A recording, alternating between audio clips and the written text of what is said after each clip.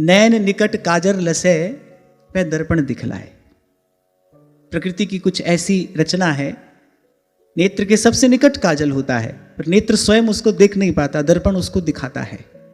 ऐसे ही सत्शास्त्र, सद्ग्रंथ, सत्पुरुष, उनके वचन, उनकी वाणी हमको हमारी ही स्थिति का भान कराते हैं, हमको हमारे ही स्वरूप का बोध कराते हैं। स्वरूप बोध के लिए पहले अपनी स्थिति का ज्ञान होना आवश्यक है। पूर्व में मैंने आपको निवेदन किया था, यात्रा तो सबकी अपनी अपनी है, लक्ष्य भी आपका हमारा सबका एक है, पर जहां से हमको चलना आरंभ करना है वो बिंदु सबका बिलग बिलग है। किसी को कहीं से आरंभ करना है, किसी को कहीं से आरंभ करना है।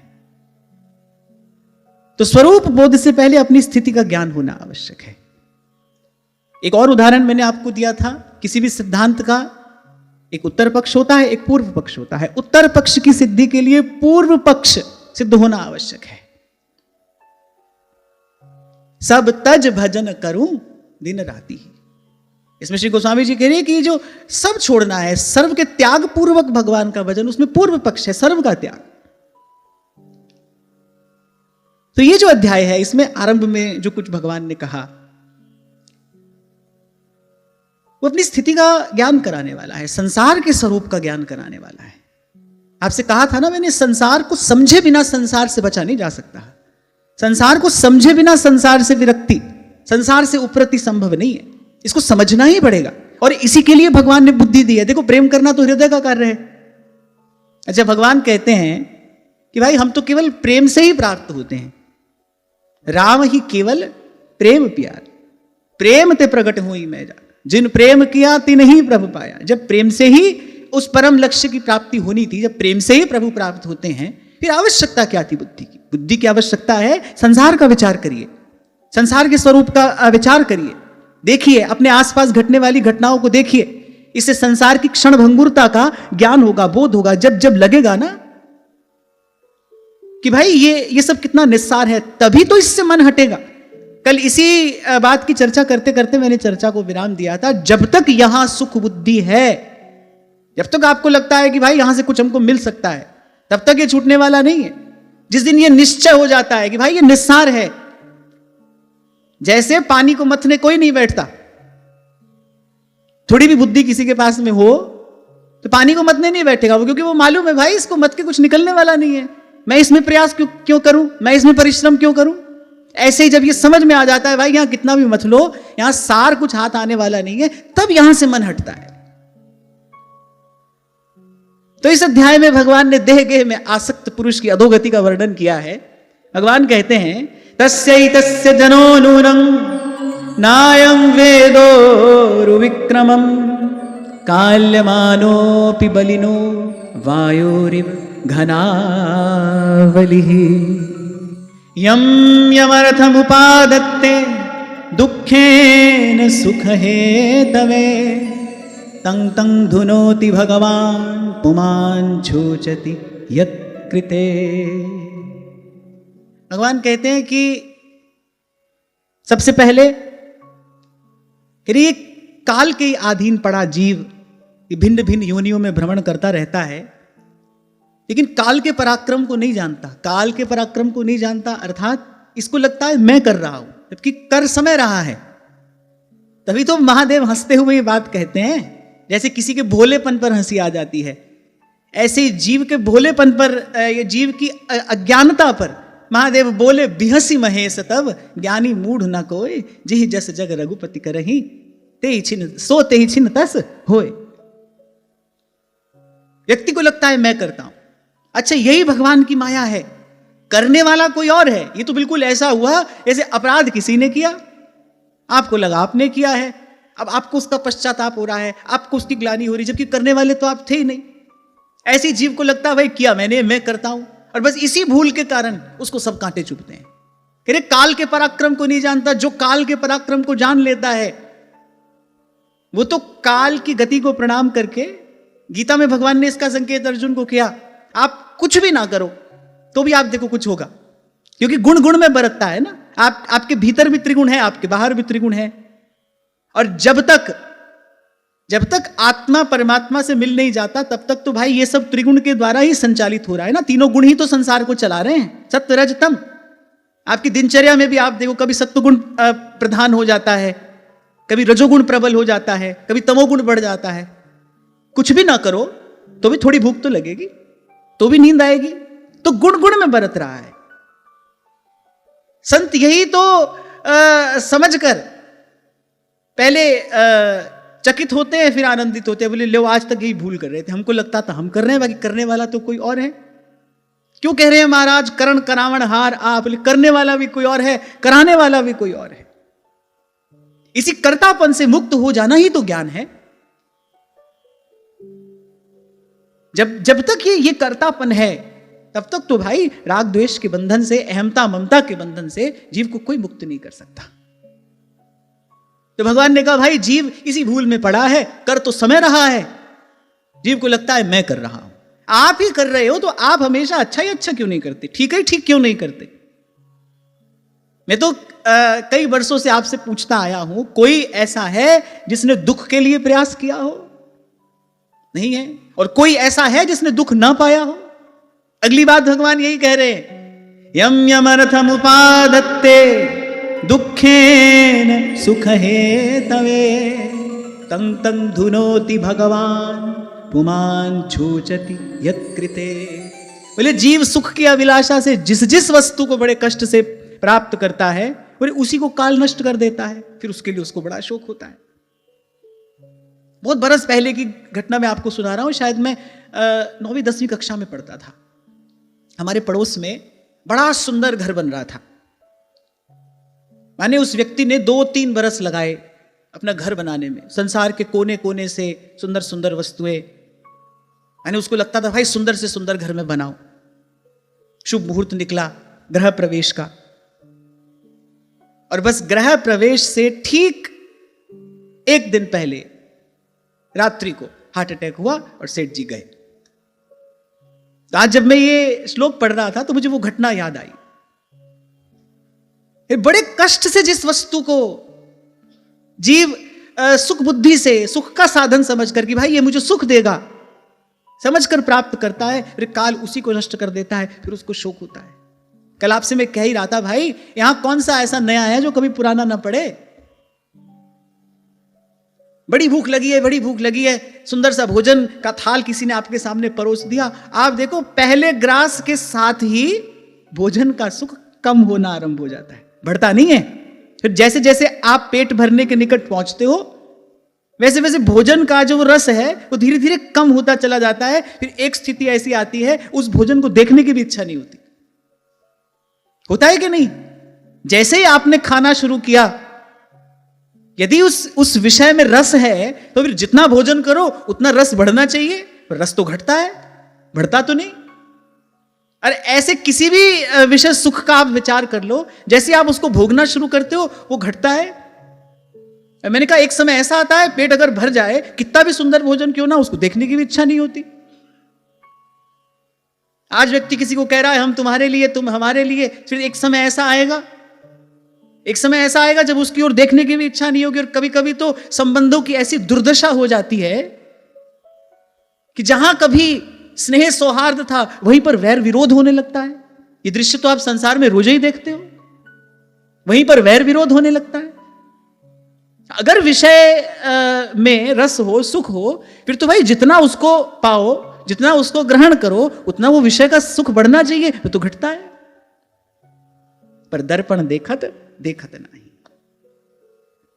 क्योंकि जीव का विवेक सोया है, उसकी बुद्धि संशयात्मिका है, इसलिए दुर्घटना चारों तरफ घट रही है, लेकिन उसको पहचान नहीं पाता, इससे सीख नहीं पाता, समझ नहीं पाता। यहीं पर आकर सत्पुरुषों की, यहीं पर आकर सत्संग की महिमा प्रकट होती है। और श्री गोस्वामी जी कहते हैं, बिनु सत्संग विवेक न होई, राम कृपा बिन सुलभ न सोई, राम कृपा बिन सुलभ न सोई। यद ध्रुवस्य देहस्य सानुबंधस्य दुर्मतिः ध्रुवाणि मन्यते मोहात् गृहक्षेत्र वसूनि च। और भगवान कह रहे इसका कारण यही है, मंदमती जीव जिसका विवेक सोया है, बोले इस नाशवान शरीर और इससे संबंधित प्रत्येक वस्तु और व्यक्ति को नित्य मान लेता है। दुख का कारण अज्ञान है, इसकी चर्चा तो हमने कई बार की। अज्ञान माने हम संसार को आधा स्वीकार करते हैं। संसार का अर्थ ही होता है संस्कृति स संसारः, संसार का अर्थ है ये जो सतत परिवर्तनशील है। कल भी मैंने आपको एक छोटा सा उदाहरण दिया था, जल बह रहा है, अब दिखने में तो जल ही बह रहा है, लेकिन जो जल की धारा बह गई वो लौट कर नहीं आएगी, हर धारा में नया जल है। ऐसे ही संसार है भाई, ये प्रतिपल बदल रहा है। व्यक्ति क्या करता है, इसको अपनी मुट्ठी में बंद करके रखना चाहता है। आज सब अच्छा है, बस अब ऐसे सब अच्छा ही रहे। नहीं, वो रहने वाला नहीं है भाई, बदलेगा। कुछ भी करिए आप, एक ही नियम तो अटल है, परिवर्तन अटल नियम है। एक भी क्षण परिवर्तन हुए बिना नहीं रहेगा। इसी के लिए कल जिस बिंदु पर हम चर्चा कर रहे थे, ये जो शरीर में परिवर्तन होता है प्रकृति की व्यवस्था है। आपको समझाने के लिए देखिए, जिस देह को आप अपना मानते हैं, जिस देह के साथ आपकी सबसे अधिक ममता है, और इसी ममता के अहमता के अधीन होकर जीव सब पाप करता है। देह के लिए तो सब पाप करता है, आत्मा के लिए तो भाई केवल भगवान का भजन चाहिए। जितने सब पाप जीव करता है, इसी देह के सुख साधन के लिए ही तो करता है। रोग का आक्रमण किस लिए होता है? इसीलिए आपको बताने के लिए कि देखो, ये आज शरीर ऐसा है, कल कैसा हो जाएगा, एक क्षण में कैसा परिवर्तन हो जाएगा। इसीलिए केश श्वेत होते हैं, इसीलिए शरीर जर्जर होता है, इसीलिए चेहरे पर झुर्रियां पड़ती हैं, इसीलिए नए पत्ते टूटते हैं, पुराने पत्ते टूटते हैं, फिर नए पत्ते आते हैं। आप चारों तरफ देखो, प्रकृति की यही तो व्यवस्था है। अब 10-15 दिन के बाद आप देखो, झरझर के गिरेंगे पत्ते, फिर क्या होगा? क्या गिरे रह जाएंगे? फिर आएंगे, फिर जो आएंगे क्या वो सदा रह जाएंगे? वो फिर गिरेंगे। आप देखो, ये क्रम चल रहा है ना। ये संसार परिवर्तनशील है। आपको यही बताने के लिए, यही समझाने के लिए ये काल भगवान ने इस चक्र की रचना की है। तभी मैं कल आपको कह रहा था, ये जो लिपाई पुताई अपनी करते हो, ये बड़ा अज्ञान है। व्यक्ति अपने यौवन को रोक कर रखना चाहता है। नहीं भाई, आगे आगे आप श्रवण करेंगे, अपने पुत्र का यौवन ले लेने वाला राजा अंत में केवल दुख और पश्चाताप ही प्राप्त करता है। अपने पुत्र का यौवन ले लिया, स्वयं के जीवन को कलंकित किया, विषय भोग के लिए अपने पुत्र का यौवन ले लेना, ये क्या किसी पिता के लिए गौरव की बात है? अपने जीवन को कलंकित किया, सदा सदा के लिए कीर्ति कलंकित हो गई, और अंत में हाथ क्या आया? केवल दुख, केवल पश्चाताप, पीड़ा। हाय हाय, मैंने इतना विषय सुख भोगा लेकिन मुझे तृप्ति नहीं हुई। और इस संवाद का तो आरंभ ही यहीं से हुआ। माता देवहूति ने कहा, प्रभु मैं थक गई, दिव्य भोग मैंने भोगे, देव दुर्लभ भोग, आपके मेरे पास तो भोगने के लिए है क्या? संसार का प्रत्येक विषय सुख तो जाने कितने कितने दोषों से भरा है। संसार का विषय सुख भी दोषों से भरा है, और उन विषय सुखों को भोगने वाला जो ये देह है, ये तो दोषों का भंडार है। व्याधि मंदिर संत शरीर को कहते हैं, जिसके रोम रोम से दुर्गंध निकलती है ये शरीर। ये तो भाई संतों गुरुजनों की, ये तो आचार्यों की जीव पर कृपा हुई, जो हमको भगवत सेवा का प्रसाद उन्होंने प्रदान कर दिया। मैं तो कई बार इस बात का विचार करता हूं, शरीर की ओर देखो, कौन सा निंदित गर्हित कर्म ऐसा है जो इस शरीर से बार बार ना होता हो? क्या ये शरीर किसी भी दृष्टि से भगवत विग्रह को स्पर्श करने योग्य है? इसी को दुरंत मोह कहा है महाप्रभु जी ने। ये दुरंत मोह है। आप देखो, संबंधों में भी कटुता क्यों आती है? जो जीवन में जो संबंध हैं उनमें कटुता क्यों आती है और फिर बढ़ती चली जाती है? क्योंकि हम परिवर्तन स्वीकार नहीं करते। हमको लगता है आज व्यक्ति जैसा है सदा सदा वो वैसा ही रहे। हम परिवर्तन स्वीकार नहीं करते, और प्रकृति का नियम इससे नितांत विपरीत है। वो कह रही है हर क्षण परिवर्तन होगा। फिर व्यक्ति अपनी अपनी छाती पर दुख का बोझ लेकर रोता बिलबिलाता रहता है, पर उसके रोने बिलबिलाने का कारण वो जो बाहर घट रहा है वो नहीं है, उसके रोने बिलबिलाने का कारण तो अज्ञान है। इसीलिए मैंने आपको कल कहा था, दृश्य नहीं बदलेगा भाई। दृश्य में ये जो परिवर्तन है ये तो होता ही रहेगा, ये स्थिर नहीं होगा। आपको भीतर ज्ञान का दीप जलाना पड़ेगा। ध्यान रखना, अपने अतिरिक्त आप किसी को नियंत्रित नहीं कर सकते, आप कुछ नियंत्रित नहीं कर सकते। तभी कल विराम के क्षणों में मैंने आपसे कहा था, just try to polish your perspective, अपना दृष्टिकोण बदलिए, भीतर ज्ञान का दीप जलाइए, समझिए इसको। मैं तो सदा से आपको कहता आया हूं, ना संसार में उलझिए ना संसार से उलझिए, बस इसको समझिए।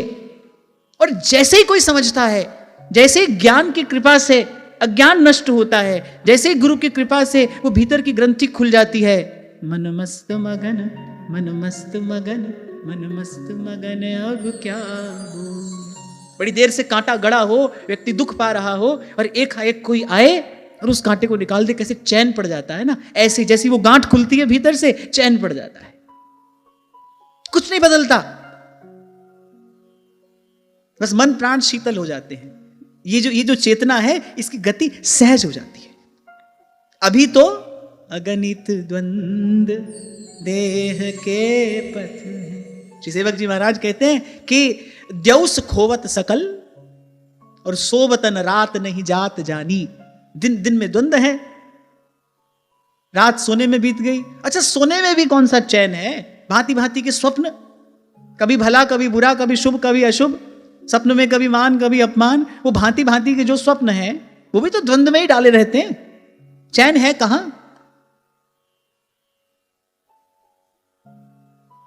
तभी कबीर जी अपनी वाणी में एक बात कहते भाई, लोग पूछते हैं कैसे हैं, अरे ठीक हैं। बोले साहब झूठ चल रहा है, ना पूछने वाला ठीक है ना बताने वाला ठीक है। कहे कबीर बिन भजन के कुशल कहां ते होए। हम कह रहे कुशल कुशल सब पूछता जग में रहा न कोए। अरे कह कबीर बिन भजन के कुशल कहां ते होए। देखो भाई, जिस कक्षा में बैठकर आप पढ़े हो, जिस अध्यापक से आप पढ़े हो, एक ही विषय को अनेक अनेक अध्यापक अनेक अनेक प्रकार से पढ़ाते हैं। ऐसा होता है ना, एक ही विषय होता है, पढ़ाने का तरीका सबका अलग अलग होता है। अब भाई मैं इस विषय को इन संतों से पढ़ा हूं तो मुझे इन्हीं का तरीका प्रिय लगा और इन्हीं का तरीका मेरे जीवन में भी आया। इसलिए मैं कहता हूं भाई, हजार हजार प्रश्न पूछते रहो, उत्तर देते रहो, अंतिम बात तो यही है, कहे कबीर बिन भजन के कुशल कहां ते हुए। अरे कुशल कुशल सब पूछता जग में रहा न कोई।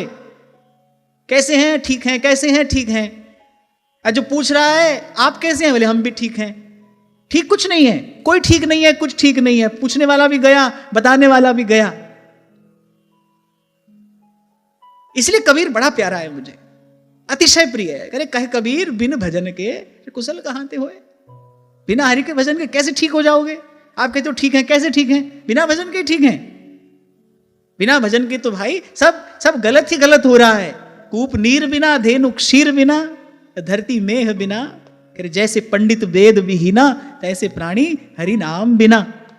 तुम्हारे एक महात्मा कहा करते थे, वो कहते थे जो आनंद तुमको अपने मखमली बिछौने में आता है, बोले वही आनंद शूकर को नाली में आता है। तुम जैसे बड़े चाव से रस ले लेकर उत्तम व्यंजन पाते हो, वो वैसे ही वो विष्ठा भोजी जो शूकर है, वो वैसे ही विष्ठा का भोग करता है। जिस योनि में जीव जन्म लेता है, बस वही विषय सुख खोजता खोजता थोड़ा सुख पा लेता है, और उस थोड़े से सुख को पाने के लिए बड़ा दुख उठाता है। आगे थोड़ा सुख मिलेगा, इसी लालसा में ऐसे अनंत अनंत योनियों में जीव भ्रमता रहता है। जहां जिस योनि में गया वहीं उसी में आसक्त हो गया। क्यों? क्योंकि आसक्ति उसका स्वभाव है। ये पढ़कर समझ में आता है, ये पढ़कर समझ में आता है भाई संतों की, गुरुजनों की कृपा क्या करती है। कब से भटक रहे हैं और जाने कब तक भटकते रहते। यदि संत गुरुजन कृपा न करते, तभी स्वयं संत कह रहे हैं भ्रम भूल में भटकते, उदय हुए जब भाग, मिला अचानक गुरु मुझे, लगी लगन की लाग, लगी लगन की लाग। नरकस्थोऽपि देहं वै न पुमांस्त्यक्तुमिच्छति, नारक्यां निर्वृतौ सत्यां देवमाया विमोहितः। बोले भगवान की माया से ऐसा मोहित हो रहा है कि कर्मवश नारकीय योनियों में जन्म लेने पर भी वहां के विष्ठा आदि भोगों में ही सुख मानकर बोले उनको छोड़ना नहीं चाहता। कभी महाराज कहते हैं, कहे नानक गुरु बंधन काटे और बिछरत आन मिलाया। तभी कहता हूं भाई, चमत्कार तो एक ही है कि ये जन्म जन्म से भटका जीव प्रभु का भजन करने लगे, यही एक चमत्कार है जो किसी प्रकार नहीं हो सकता। वो संत की कृपा से होता है, यही कौतुक है, यही भगवान की कृपा है। और मुझे लगता है कि यही आश्चर्य है, जीव भजन करने लगे, यही आश्चर्य है। तो सत्य संत का तो एक ही काम है, बाह पकड़ कड लीने अपने, ग्रह अंधकूप ते माया।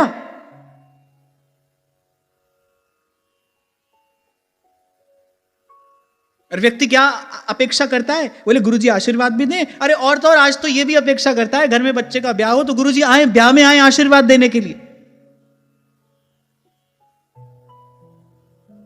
मैंने तो ऐसे 2-4 का इलाज कर दिया तो हमको तो बड़ा आराम है। अब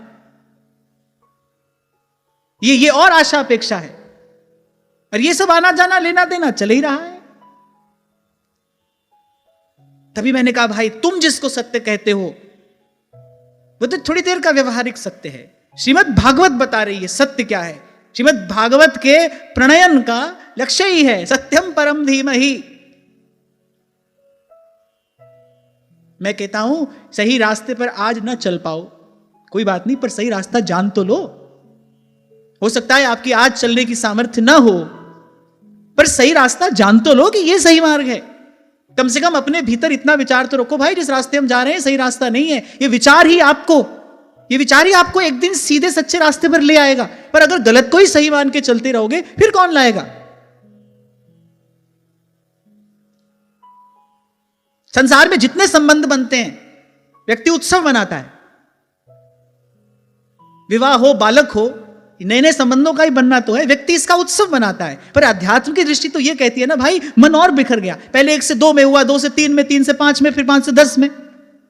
अध्यात्म की दृष्टि से तो मन का बिखरना ये तो विपत्ति है। अध्यात्म की दृष्टि से साधक के लिए मन का बिखरना विपत्ति है, मन का सिमटना ही उसके लिए संपत्ति है। मन सिमटा तो माने साधक स्वस्थ हुआ है, साधक सुदृढ़ हुआ है, साधक पुष्ट हुआ है, वो समृद्ध हुआ है। मन का बिखरना तो साधक के लिए दरिद्रता जैसा है, वो तो उसके लिए विपत्ति है। संसार इसी का उत्सव मना रहा है बैंड बाजे के साथ। तो भाई हमारी तुम्हारी पटेगी कैसे, ये बताओ। इसलिए तो मैंने कहा कि भाई बहुत लोग बुरा मान गए मेरी बात का। अब आगे अभी पता नहीं और कितने मानेंगे। पर साधु ते होए न कारज हानि, जिनको बुरा लगेगा एक ना एक दिन कल्याण तो उनका भी होगा। भाई बुरी बात है, बुरी लगे बहुत अच्छी बात है, बुरी बात बुरी लगे बहुत अच्छी बात है। एक दिन इससे मुक्त हो जाओगे। पर मैं तो डंके की चोट पे कहता रहूंगा अंत तक, आज भी है और सदा रहेगा, आज भी है और सदा रहेगा, हरि का ही बोल बाला अपना हरि है हजार, हाथ वाला वो दीन दयाला, हरि है हजार हाथ वाला। अब आप पूछो, अरे आप ही तो कहते हो अपने कर्तव्य कर्म का पालन करो, इतने दिनों से आपसे यही तो सुन रहे हैं, करें क्या? संतुलन। मैं आपसे सदा कहता आया हूं, संतुलन ही जीवन की सुंदरता है। गति के लिए संतुलन अपेक्षित है। कहां रहना है, कब तक रहना है, कैसे रहना है। ये सच शास्त्र हमको यही ज्ञान तो दे रहे हैं, ये जीवन शैली तो हमको सिखा रहे हैं। घर में भी रहना है, कब तक रहना है, कैसे रहना है, एक समय के बाद कैसे रहना है। पहले अपने लिए इकट्ठा करना है, फिर व्यक्ति समझता है भाई बच्चों के लिए करके जाऊं। 8-10 पीढ़ी से कम तो सोचता ही नहीं वो। 8-10 पीढ़ी बैठकर खाएं, इतना इकट्ठा कर लूं। एक पुत्र हो जाए तो एक व्यापारी समझता है भाई 100-200 करोड़ तो कमाने पड़ेंगे अब। और जहां बड़े लोग कहते हैं अरे पूत कपूत तो क्यों धन संचय, पूत सपूत तो क्यों धन संचय। इसके मूल में क्या है? केवल अहंकार है, अज्ञान है। मैं करने वाला हूं, मैं बना दूंगा। लाख प्रयास करो, किसी भी जीव को आप उसके भाग्य से अधिक एक कण नहीं दे सकते, एक कण भी। वर्षों पहले एक संत के मुख से कथा सुनी थी, प्रेरक प्रसंग है। एक व्यक्ति था, परिश्रम करता था, मजदूरी करता था। वर्षों हो गए उसको यही काम करते। बस शाम के समय कुछ सिक्के उसकी मुट्ठी में आते थे। एक दिन बैठा था कहीं गंगा किनारे, बड़ा दुखी। एक महात्मा की दृष्टि उस पर पड़ गई।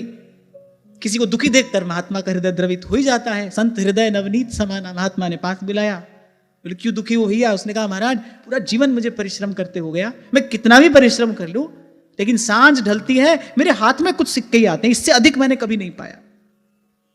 महात्मा अनुभवी थे, ज्ञानी थे। महात्मा ने ललाट पढ़ लिया, भाई इसके प्रारब्ध में ही दारिद्र्य है, इसको कौन देगा, कैसे देगा।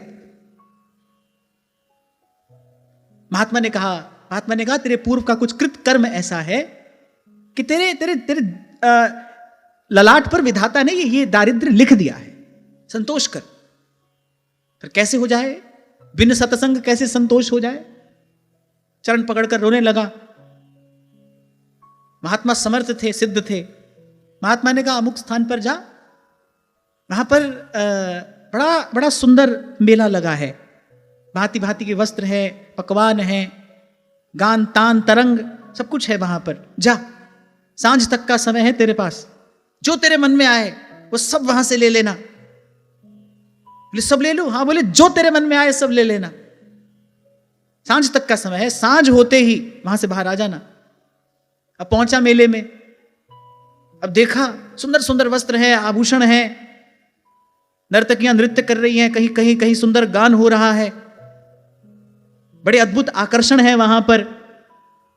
कहीं सोने चांदी के आभूषण हैं, कहीं मणिमाणिक रखे हैं। अब उसने कहा, महात्मा ने कहा था जो मन में आए सब ले लेना, तो सबसे पहले क्या करो? तो बोले सबसे पहले तो पेट भर के भोजन करना चाहिए। अब कभी इतना सुंदर भोजन किया नहीं था, पेट भर के भोजन करने बैठा। और जब पेट भर के भोजन कोई करता है, फिर अगली इच्छा क्या होती है? सुंदर सुमधुर भीना भीना संगीत बजता हो, थोड़ी देर आराम कर ले, कमर सीधी कर ले। ऐसा ही तो होता है। बहुत बढ़िया भोजन आप करो, ठीक है, आप तो कोई थोड़ी देर हमारे चरण दबा दे और थोड़ा आराम कर ले। भोजन का प्रभाव यही है। बढ़िया पेट भर के भोजन किया, सुंदर नर्तकियां नृत्य कर रही थी, गीत गा रही थी। एक दो निकट आई, बोले आपकी कुछ सेवा करें? बोले हाँ, थोड़े हमारे चरण दबा दो, थोड़ा सुंदर संगीत सुना दो। आंख लग गई। अब जब उठा तो सांझ होने में थोड़ी देर थी। अब यत्र तत्र बेचारा भाग रहा है, क्या करूं, ये लूं कि वो लूं। अब उसने कहा कि भाई ये जो अमूल्य आभूषण है ये ले लेने चाहिए, ये जो मणिमाणिक से जड़े आभूषण हैं ये ले लेने चाहिए, मेरे जीवन भर का दारिद्र्य दूर हो जाएगा। फिर अपने वस्त्रों की ओर देखा, बोले यानी मैले कुचैले वस्त्रों पर ये आभूषण अच्छे लगेंगे क्या? फिर जहां सुंदर सुंदर वस्त्र रखे थे, बेचारा वहां गया, अभी सुंदर वस्त्र पहने ही थे। सूर्य भगवान ने कहा कि ठीक है भैया, हमारा कार्य पूरा हुआ, अब हम चलते हैं। सांझ हो गई। महात्मा ने कहा था सांझ होने के बाद एक क्षण भी वहां रुकना नहीं तो उस स्थान के साथ साथ तू भी नष्ट हो जाएगा। अब बेचारे ने दौड़ लगाई, मुख्य द्वार थोड़ी ही दूर था।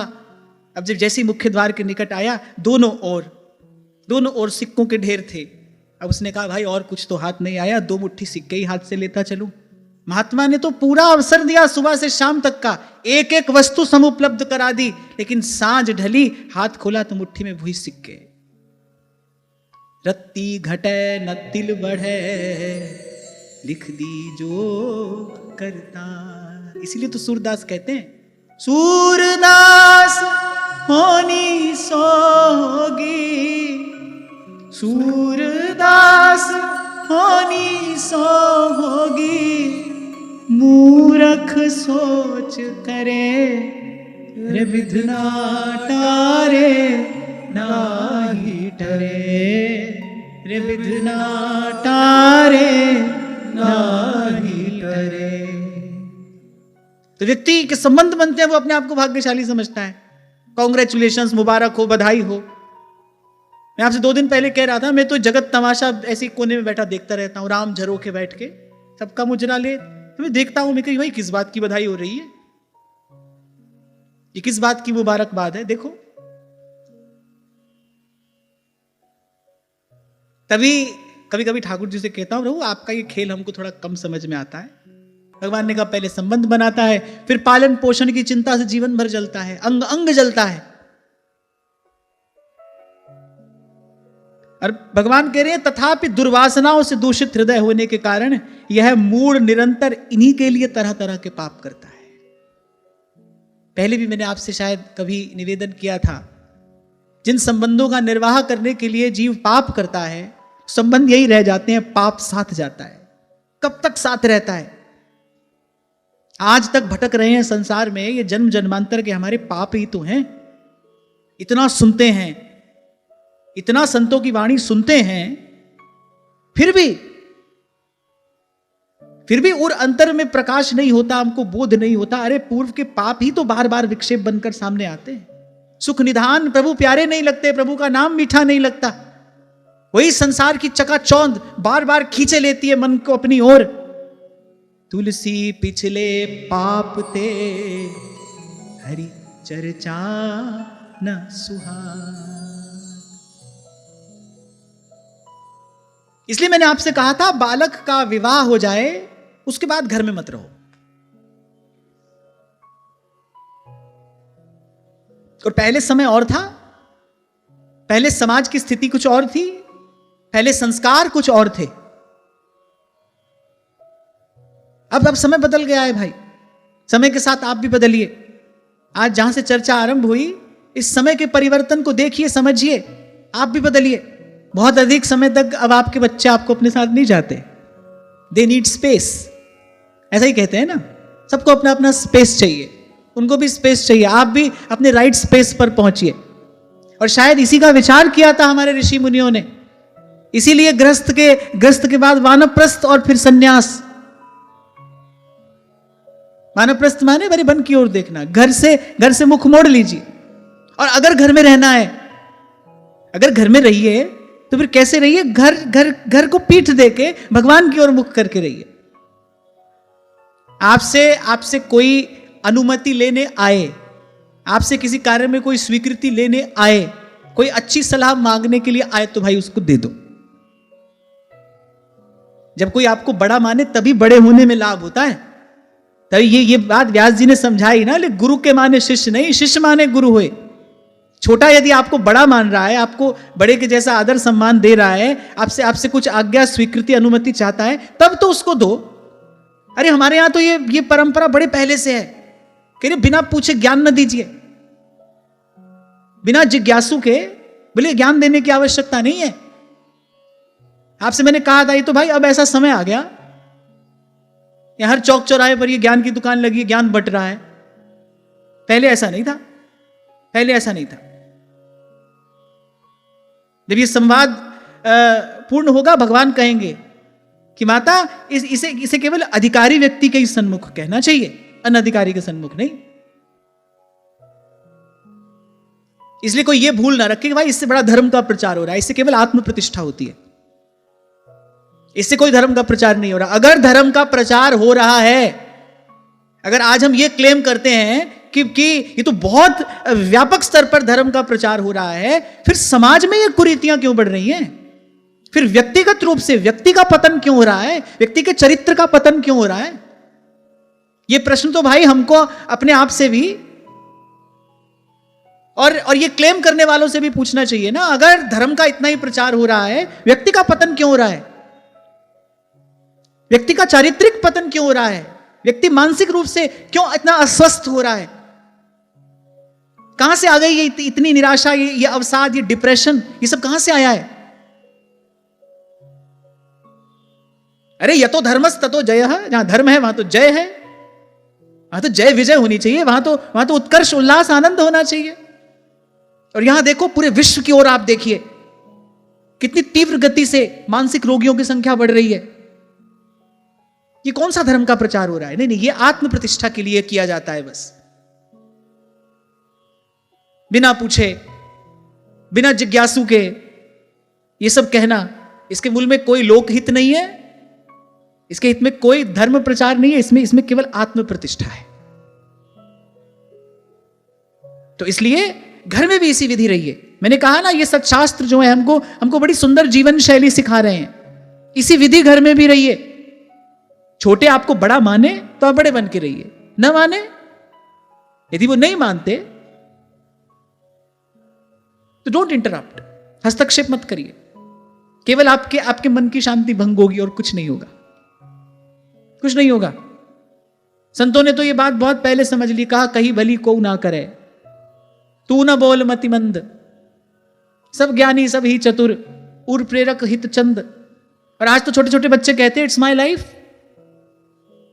आप कौन है? अरे जब कोई लेना ही नहीं चाहता आप कैसे दोगे? मैंने आपसे कहा था यदि लेने वाला ना हो तो कोई दे ही नहीं सकता। जब आपसे कोई ज्ञान लेना ही नहीं चाहता, आप ऐसे ही ज्ञान बघारे जा रहे हो, ऐसा कर लो वैसा कर लो। अब आप कहो कि बच्चे जैसा करते हैं उनको करने दें, प्रार्थना करो। यदि वस्तुतः उनका कल्याण चाहते हो, उनको सद्विचार दो अवश्य, पर उनके प्रति सद्भाव रख के प्रभु से प्रार्थना करो।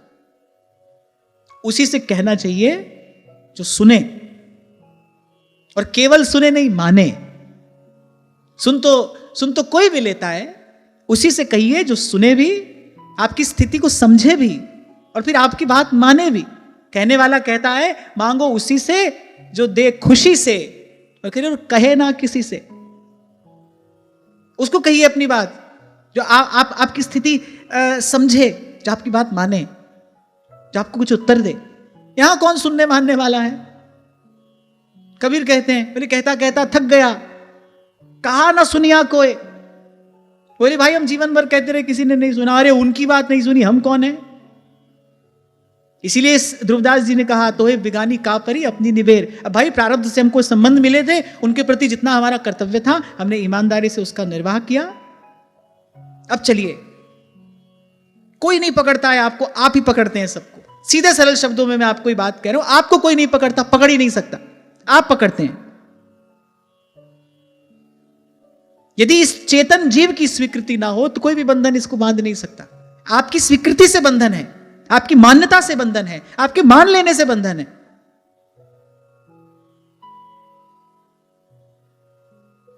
तो इसलिए मैंने कहा कि संतुलन अपेक्षित है। सूक्ष्म बात है, दुख का समाप्त होना सुख नहीं है। और हम आज तक यही तो समझते आए, थोड़ा दुख दूर हुआ हमको बड़े सुखी हो गए। नहीं नहीं, कहे कबीर बिन भजन के कुशल कहां ते होए। बिन हरि भजन न जाहि कलेसा, बिनु हरि भजन न जाहि कलेसा। फिर आगे भगवान कह रहे, बोले यही दुर्गति रुकती नहीं उसकी। अगर उसको कोई जगाने वाला ना हो, अगर जीवन में संत ना आए, सत्संग ना आए, तो बोले जन्म जन्म तक यही दुर्गति जीव की होती है। अर्थैरापादितैर् गुर्व्या हिंसये तस्ततश्चतान्, पुष्णाति येषां पोषेण शेषभुग्यात्यधः स्वयं। बोले जहां तहां से छल करके, कपट करके, पाप करके अपने घर वालों के पोषण के लिए व्यक्ति धन कमा कर लाता है, वस्तुएं एकत्रित करके लाता है, और स्वयं तो बोले उनका ही बचा खाकर तृप्त हो जाता है। ये क्या है? बोले ये उस मोह का अतिरेक है, मोह का अतिरेक। मैं कहता हूं अपने आप को साधक कहने वाला व्यक्ति, जिसको भगवान के अस्तित्व पर विश्वास है, जिसकी शास्त्र में श्रद्धा है, वो ये कैसे कह सकता है भाई मुझे अपने बच्चों के लिए कमा के रखना है, कैसे कह सकता है? किसी भी दृष्टि से यह मूढ़ता और अज्ञान की पराकाष्ठा है, पराकाष्ठा, एक्सट्रीम।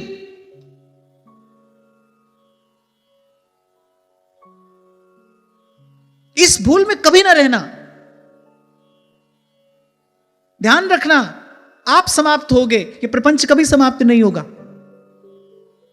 इसी दृश्य को देखकर कबीर रोए थे, दो पाटन के बीच में साबत बचा न कोई, साबत बचा न कोई। एक कमाने वाला व्यक्ति होता है घर में, किसी कारण व्यापार न चले, किसी कारण कोई और कष्ट आ जाए, समय पर घर में धन लाकर न दे, तो वही घर के लोग अनादर करने लगते हैं कि नहीं? बताओ, वही घर के लोग अपमान करने लगते हैं कि नहीं? तो सम्मान किसका है, तुम्हारा है कि धन का है? आपसे कोई आपसे प्रेम कर रहा है या अपने सुख से प्रेम कर रहा है? पर विडंबना यह है, ये माया श्री कृष्ण की मोयो सब संसार। आंख खुली है पर दिखता नहीं, इसलिए आंख तो है पर दृष्टि नहीं है, बुद्धि है पर विवेक नहीं है, जीवन है पर आत्म कल्याण की क्षमता नहीं है, सामर्थ्य नहीं है।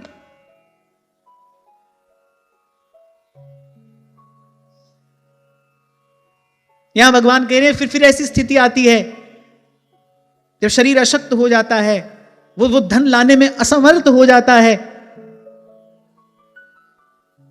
फिर भांति भांति के विकार बढ़ते हैं। अच्छा देखो, व्यक्ति का व्यापार नहीं चल रहा है, परिवार भूखा है, फिर व्यक्ति क्या करेगा? कहेगा भाई मैं पाप करके भी कमाऊं पर परिवार का पेट तो पालना है। होता है कि नहीं? यही तो संसार में होता आया है, हो रहा है। फिर भगवान कह रहे जब मंद भाग्य के कारण इसका कोई प्रयत्न नहीं चलता और यह मंद बुद्धि धनहीन होकर कुटुंब के भरण पोषण में असमर्थ हो जाता है और तब अत्यंत दीन और चिंतातुर होकर, व्याकुल होकर फिर बेचारा पड़ जाता है, तिरस्कृत होकर, अपमानित होकर। और जैसे किसी बूढ़े बैल की उपेक्षा कर दी जाती है, बोले वैसे फिर इसकी भी उपेक्षा कर दी जाती है। भाई अब तुम हमारे किस काम के हो? इसलिए आज आरंभ में मैंने आपसे कहा, ना तो भाई यहां किसी से उलझना है, ना किसी में उलझना है, ना किसी से उलझना है। बस इसको समझ लीजिए, एक बात करना है। पर मैं बार बार आपसे कहता हूं, करते करते मरना नहीं है। परम धर्म तो आत्म कल्याणी है। ये जो बीच का एक मार्ग आया है, इसको सद्भाव से इस पर आगे बढ़ते हुए करना तो आत्म कल्याणी है। लक्ष्य तो हमारा वही है, लक्ष्य को नहीं भूलना है।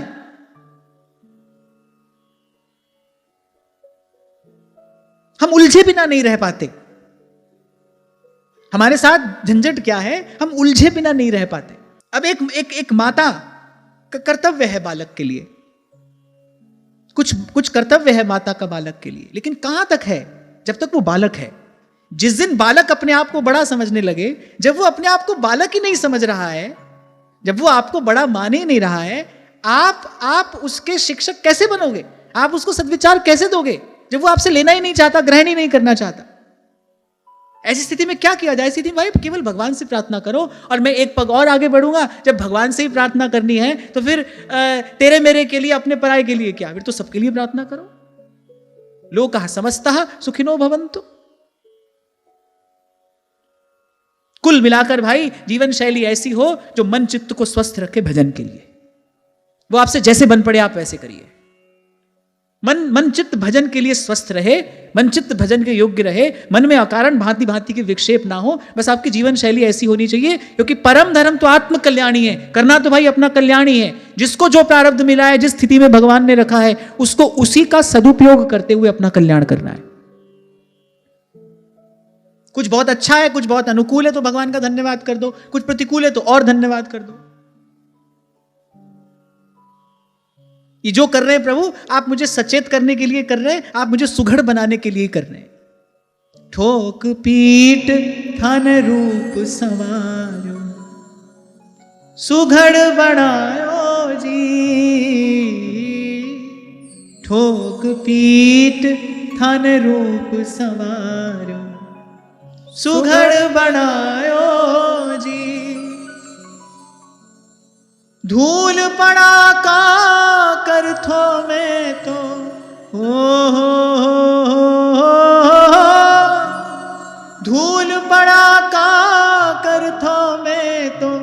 सिरे चढ़ायो जी, नाथ थारी शरणी आयो जी।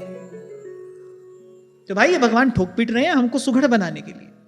कुछ होता है जो भीतर से हाथ के सहारे जैसा होता है, और कुछ होता है जो बाहर की चोट जैसा होता है, लेकिन दोनों ही कार्य किए जा रहे हैं मिट्टी को पात्र बनाने के लिए, हमको सुघड़ बनाने के लिए, एक आकार देने के लिए। और यदि इसी व्यामोह में, इसी अज्ञान में जीवन की सांझ आ जाए, फिर भाई जब भजन करना था तब तो किया नहीं। अब शरीर भी अशक्त है, मन व्यथित है, चंचल है, व्याकुल है, अब कैसे भजन हो?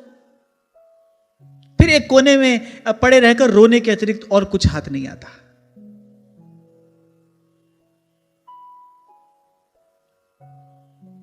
तो इसीलिए चेत चेत मन बावरे, ऐसा संत कहते हैं अपने मन को चेताते हुए, चेत चेत मन बावरे।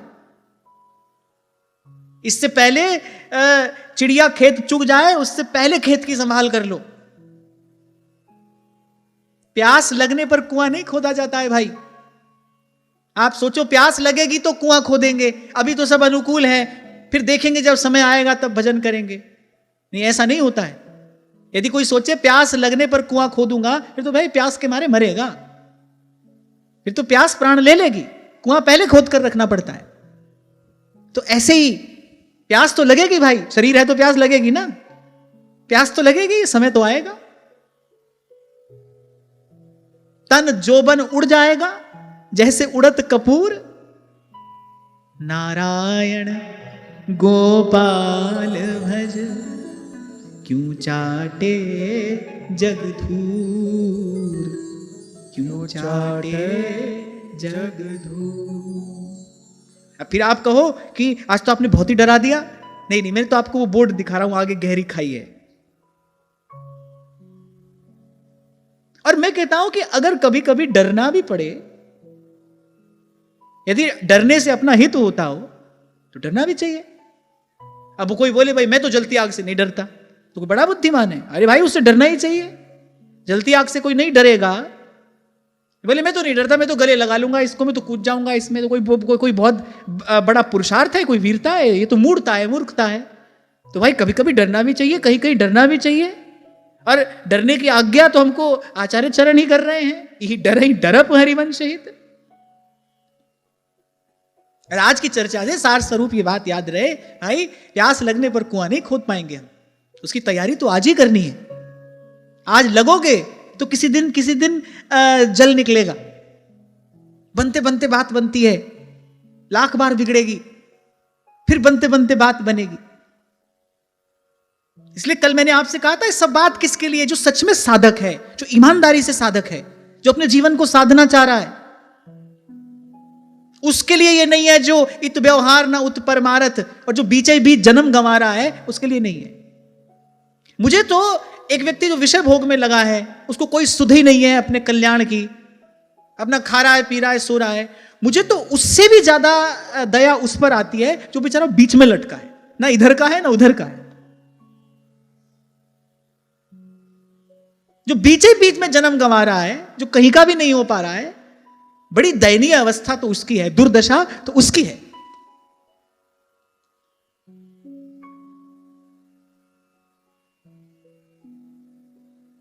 यहां भगवान कह रहे हैं कि वृद्धावस्था के कारण रूप बिगड़ जाता है, शरीर रोगी हो जाता है, अग्नि मंद पड़ जाती है।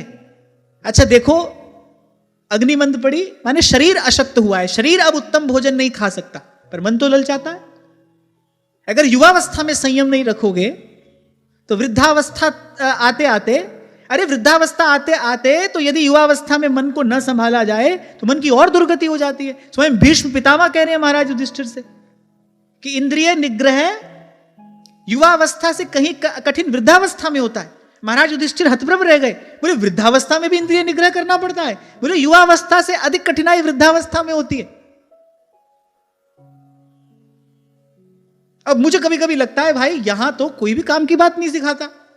यहां कहने वाला कहता है क्या क्या क्या की था, अरे दिल होना चाहिए जवान, अरे उम्राज की रखे है, ऐसे कहते हैं। लो बताओ, अरे इसमें कुछ करना थोड़ी है, यदि मन को नहीं संभालो तो मन की वासना तो बलवती होती चली जाती है। शरीर वृद्ध होता है, मन थोड़ी वृद्ध होता है, वासना थोड़ी वृद्ध होती है। वो तो जितना आपने उसमें घी डाला वो उतनी और भड़केगी।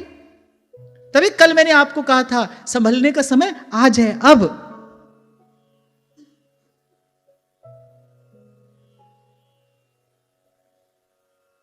क्योंकि युवावस्था में तो मान लो आपको कोई संत सदगुरु मिल जाए, आपको यम नियम थोड़ा सिखाए, तो युवावस्था में तो अभी शरीर समर्थ है, थोड़ी देर आसन में भी बैठेगा, योग प्राणायाम भी कर लेगा, थोड़ा रसना पर भी संयम साधने का प्रयास करेगा। वृद्धावस्था में तो कुछ होता नहीं भाई, शरीर जर्जर पड़ा है। इसलिए वहां पहुंचने से पहले अपना जीवन संभाल लेना। और जो वहां पहुंच गए हैं, क्योंकि मेरी बात तो सब सुनते हैं ना, नन्हे से 5 वर्ष के बालक से लेकर 90 वर्ष तक का व्यक्ति सुनता है। अब जो वहां पहुंच गया है वो क्या करे? तो भाई भगवान के स्वभाव की ओर देखते हुए राम सिमर एही तेरो काज है, राम सिमर और अंतमति सो गति। फिर भगवान कहते हैं एवं कुटुंब भरणे व्यापृतात्मा जितेन्द्रियः म्रियते रुदतां स्वानां उरुवेदनयास्तधीः। बोले इस प्रकार जो मूढ़ पुरुष इंद्रियों को न जीत कर और निरंतर कुटुंब पोषण में ही लगा रहता है, बोले अंत में रोते हुए स्वजनों के बीच अत्यंत वेदना से अचेत होकर मृत्यु को प्राप्त होता है। अत्यंत वेदना से। वस्तुतः उस वेदना को व्यक्त करने वाला कोई है नहीं ना, वो तो वेदना जिसको होती है वही जानता है। अब वो आकर बता नहीं सकता। जब यमदूतों का दर्शन होता है, वो पीड़ा वो भय कैसा होता है कोई बता तो सकता नहीं। और वहां पर कोई दया है नहीं। महाप्रभु कह रहे यम द्वारे कटियत नक चीके, वहां तो आपके इतने से अपराध का इतना दंड तैयार रखा है। अच्छा ये बात कहते सब है अंतमति सो गति, अंतमति सो गति, छोटे से लेकर बड़ा सब जानते हैं। मैं ये देखता हूं अंत आ जाता है लेकिन मति नहीं आती। अंत तो आ जाता है, अंतमति सो गति, अंतमति सो गति करते करते अंत तो आ जाता है लेकिन सुमति नहीं आती, सुमति नहीं आती। आगे आप और मैं श्रवण करेंगे ही जड़ भरत जी का प्रसंग।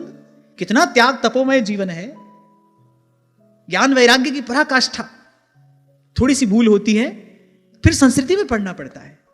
इसीलिए महाप्रभु कह रहे भाई वहां कोई दया नहीं है। कल ही भगवान ने कह दिया भाई ये काल किसी का सगा नहीं है, इसका ना कोई मित्र है ना कोई शत्रु है। ये तो सब पर समदृष्टि रखता हुआ अपना कार्य करता हुआ चलता है, इसका कोई अपना पराया नहीं है। अच्छा ये किसी पर कुपित भी नहीं होता, ये किसी पर दया भी नहीं करता, ये किसी पर क्रोधित भी नहीं होता, ये किसी पर दया भी नहीं करता। जो जस कर रही सो तस फल चाखा। इसलिए यहां समय से तो दया की अपेक्षा करनी नहीं चाहिए। समय तो भाई आपके कर्मानुसार जैसा आपने कर्म किया वैसा आएगा, आए बिना रहेगा नहीं। समय समय पर आता है, समय पर चला भी जाता है। ना अनुमति लेकर आता है ना आपसे अनुमति लेकर जाता है। तभी शायद आपसे मैंने कभी कहा था ना, व्यक्ति कहता है जन्म कुंडली लेकर और जाता है कि महाराज ये ग्रह बिगड़ा है वो ग्रह बिगड़ा है। अरे भाई ग्रहों का तुमसे क्या लेना देना है? वो ना किसी के मित्र हैं ना किसी के शत्रु हैं। आपने जैसा कर्म किया है वो बेचारे उसी के अनुरूप अपना स्थान लेकर बैठे। कुंडली के ग्रहों के कारण आपकी जीवन की स्थिति नहीं है, आपने जो किया उसके कारण ग्रहों की स्थिति है। और यदि सब कुछ जन्म कुंडली के अनुसार होता तो गोस्वामी जी कहते हैं जन्म प्रधान विश्व करी राखा। आप अपना भाग्य बदल सकते हैं, कर्म प्रधान विश्व करी राखा। हाँ लेकिन ये अपने बल से नहीं होता। फिर आकर संत की कृपा को नमन करना पड़ता है। कोई संत जीवन में आ जाए, आपकी बाह पकड़कर आपको ले चले सन्मार्ग पर, फिर महाप्रभु कहते हैं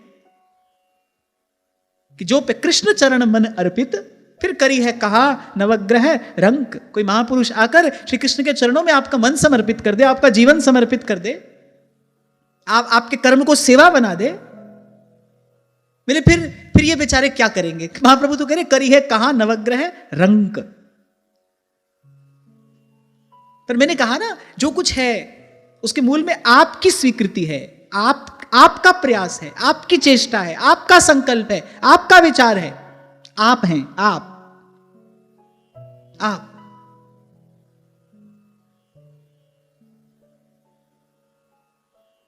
बलि बलि योद्धा, एक राजा की कथा, मैं तो आपको केवल सार की बात बता रहा हूं। बलि बलि योद्धा उसने खड़े कर दिए, जितने योद्धा थे सब लगा दिए कि भाई मृत्यु मुझे लेकर जाने ना पाए। और नारायण स्वामी कहते हैं सबके बीच में उस सुदृढ़ दुर्ग में से काल लेकर जाता है। कोई रोक सकता है? कोई क्या करेगा भाई? क्या कर सका और क्या कर पाएगा? इसलिए बारू की भीत जैसे, बारू की भीत जैसे वसुधा को राज है, राम सिमर राम सिमर, यही तेरो काज है, राम सिमर राम सिमर। फिर आगे भगवान ने बताया फिर यमदूत उसको कैसे कैसे पुरस्कार देते हैं, जो किया है पहले किस प्रकार उसको ले जाते हैं वहां तक। अच्छा, यमदूत कैसे हैं बताऊं? जबकि निर्णय तो यमराज को करना है, निर्णय तो यमराज को करना है ना भाई, इसको क्या दंड दिया जाना चाहिए, कितना दंड दिया जाना चाहिए। पर वो भी यमदूत हैं, उनका भी अपना एक स्वभाव है। वो कह रहे भाई इसको वहां पहुंचाने से पहले थोड़े थोड़े अपने हाथ हम भी सेक ले। क्योंकि देखो भाई, दंड तो यमराज देंगे, जब तक यहां से वहां तक पहुंचा नहीं तब तक दंड कैसे मिलेगा? उनको क्या पता इसने क्या किया है?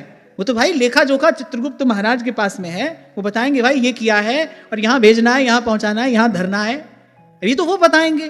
पर यमदूत भगवान ही कह रहे हैं। अच्छा, मैं अपनी तरफ से थोड़ी कह रहा हूं, भगवान कह रहे हैं, यहां से लेकर वहां तक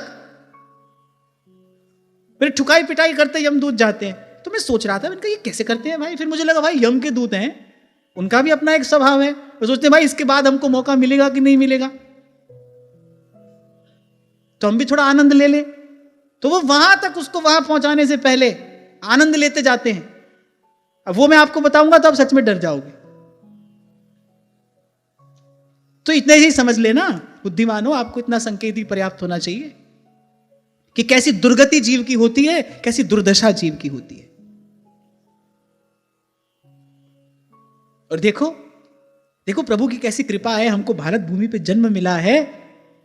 हम चाहे तो ऐसा कर सकते हैं, तेरे सेवक को पाओ किछ नाही, तेरे सेवक को पाओ किछ नाही, जमुना आवे नेड़े,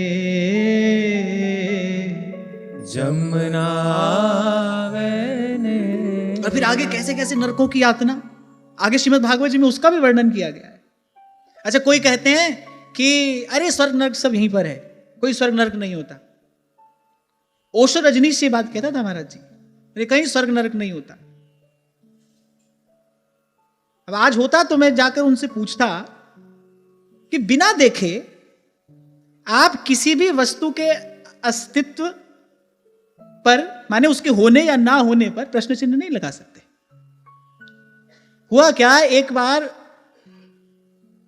उसी की चिंतन परंपरा का एक व्यक्ति मुझे फ्लाइट में मिल गया, मेरे बगल में बैठे थे, जैसे बातचीत शुरू हो गई तो बोले नहीं नहीं स्वर्ग नरक कुछ नहीं होता।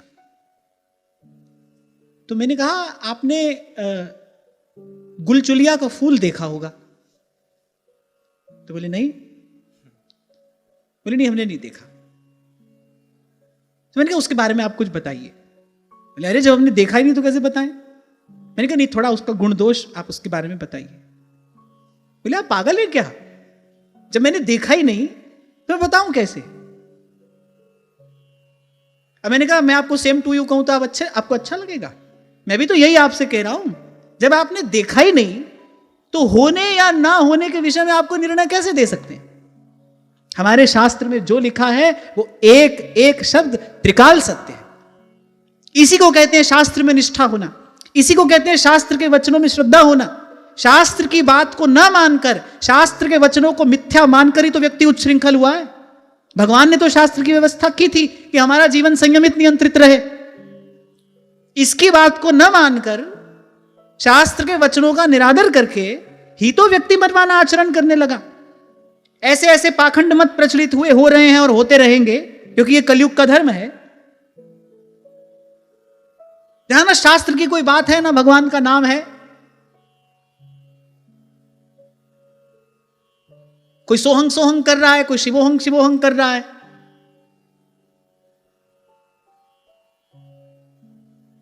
हम तो भाई सदा सदा यही बात कहेंगे, सुनेंगे और सुनाएंगे, मानेंगे और प्रयास करके आपको भी मनाएंगे। बारी मथे घृत होई बरु, सिकताते बरुते, बिन हरि भजन न भय तरिए, यह सिद्धांत अपेल, यह सिद्धांत अपे। और फिर भगवान कहते हैं, फिर पता नहीं कितने कितने काल तक वो भयंकर यातनाएं, और फिर अनेक अनेक योनियों में जन्म लेने के बाद उसको फिर यह अवसर प्राप्त होता है।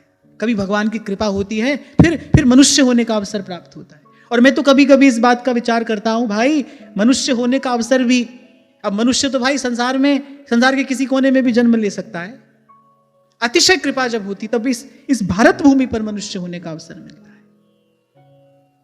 यहां संत मिलते हैं, सत्संग प्राप्त होता है, संतों की वाणी कान में पड़ती है।